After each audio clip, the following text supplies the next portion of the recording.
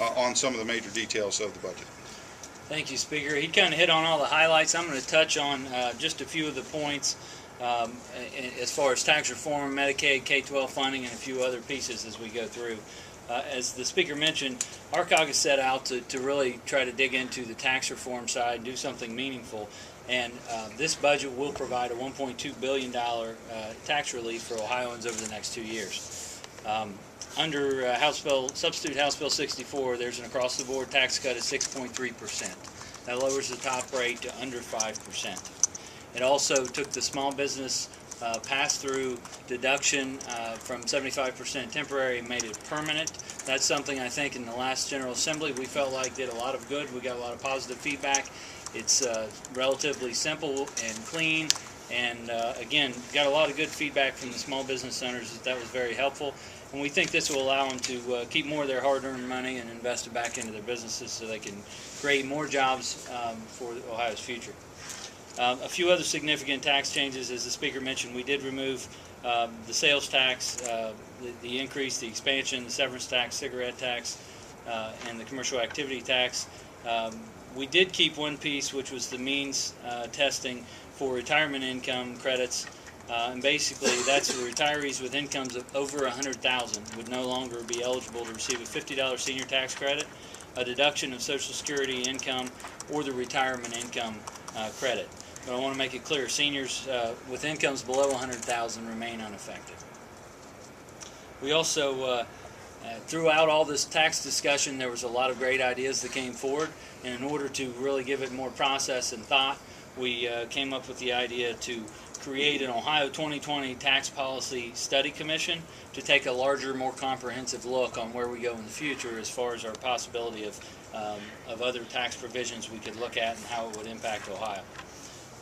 We took the step to eliminate a political contribution tax credit of $50 per person or $100 per joint filer, and we chose to utilize that to fund the line item of co-ops and internships because we feel like it's important to give the students that opportunity. So that kind of touches on the tax piece. Moving on to transforming the healthcare and Medicaid. Again, we shared a common goal with the governor to help those who need it most and have taken steps to achieve that. We shared, we should focus our resources on those who need to help overcome their personal challenges and help lift them up and off government assistance into a better way of life. In testimony, we heard a tremendous amount about developmental disabilities and 3 or 4 different areas in that space, and that's one area that I think we all agree on, that taking care of our most vulnerable citizens is of utmost importance to our members. Starting with that, we did implement language in this substitute bill, which is an agreed-upon language between the intermediate care facilities and the administration to make sure that these folks still had options in order to receive waivers for community-based care. We also chose to remove the independent provider piece because we felt like it needed more work. It's something that is incredibly complicated with the Department of Labor recently becoming involved in that, and we just feel like it's something we could do more work on and make sure that we ensure that the independent providers can continue to take care of the most vulnerable in the best way possible in their homes. And then we also specified that it is the General Assembly's intent for individuals served by workshops to be informed of their decisions and also continue to receive services in a variety of settings. And the last piece in the DD space was create a Developmental Disability Closure Committee to provide a process to review the proposed closure of any state developmental center. Moving on to the drug epidemic, which Representative Sprague and myself have really focused on over the last General Assembly, we heard a lot of testimony as far as our drug courts that we've used medically assisted treatment involved in.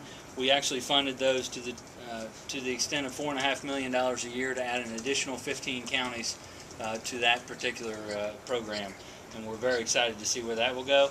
We also earmarked $500,000 from community innovations to improve county access to naloxone, an opiate drug that reverses the effects of an overdose.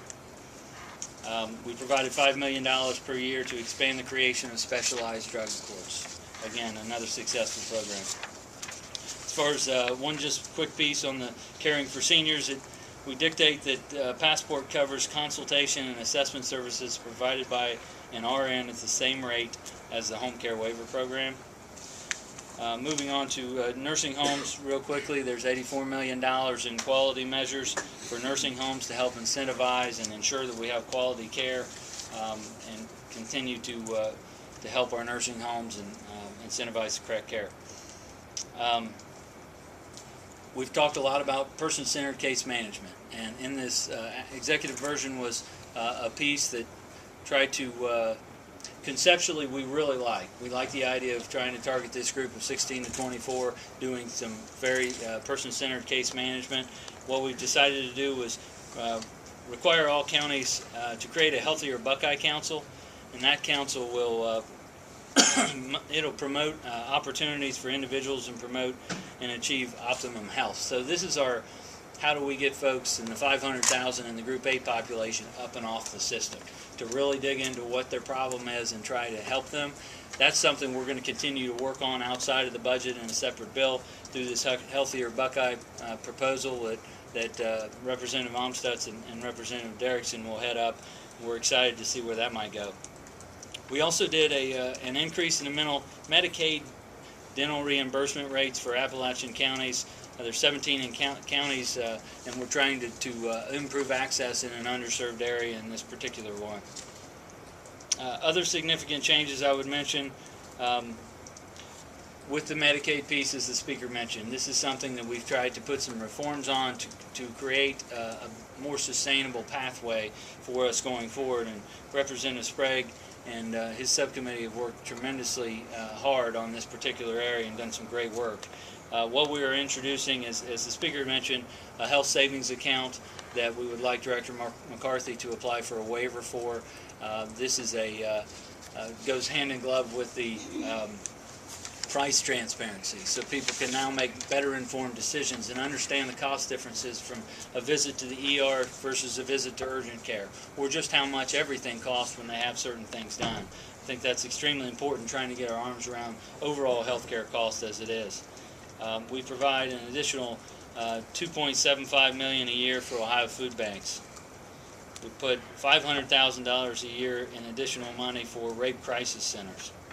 We create the Health Food Financing Initiative to support access to healthy foods in underserved areas. And we maintain TANF funding for Ohio pregnancy and parenting support programs. That's just a few pieces on the health side. Moving ahead now to